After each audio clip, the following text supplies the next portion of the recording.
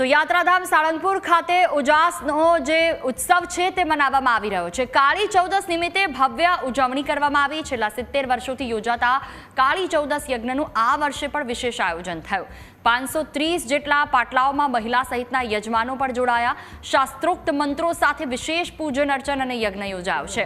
કષ્ટભંજન દેવ હનુમાનજી મહારાજનું વિશેષ પૂજન, શણગાર, દર્શન અને ગોપાળાનંદ સ્વામી દ્વારા સ્થાપિત છડીનું પણ પૂજન થયું। બપોરે હનુમાનજીને અન્નકૂટ ધરાવાશે। યજ્ઞમાં ધારાસભ્ય ભૂપેન્દ્રસિંહ ચુડાસમા, બાબુ જમના પટેલ સહિતના મહાનુભાવો પણ જોડાયા હતા। હજારો ભાવિક ભક્તો ઉત્સાહ સાથે આ કાર્યક્રમમાં સામેલ થયા હતા।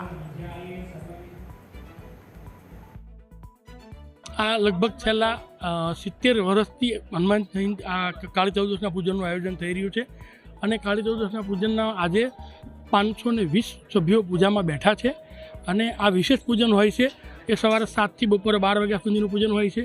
આની અંદર ષોડશોપચાર પૂજા, હનુમાનજી મહારાજની પૂજા, યજ્ઞ, આહુતિ અને અભિષેક સહિતની પૂજાઓ કરવામાં આવે છે। જે ભક્તોના દુઃખ, દર્દ અને ભૂત પ્રેત આદિ વ્યાધિ ઉપાધિ હરવા માટે કામ લાગે છે અને લોકોની રક્ષા પણ હનુમાનજી મહારાજ આનાથી કરતા હોય છે। એટલે દરેક લોકો આમાં પૂજામાં બેસવા આવતા હોય છે। સમગ્ર દેશ દુનિયાના લોકો અહીંયા સમૂહ મારુતિ યજ્ઞની અંદર બેસવા માટે આવતા હોય છે।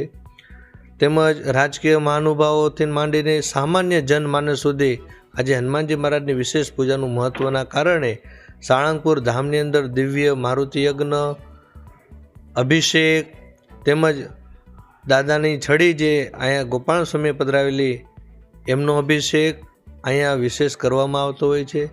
ત્યારે આજના દિવસે હનુમાનજી મહારાજનું પૂજન કરી સમગ્ર દેશ દુનિયાની અંદર શાંતિ સ્થપાય એની માટે અમે પ્રાર્થના કરીએ છીએ।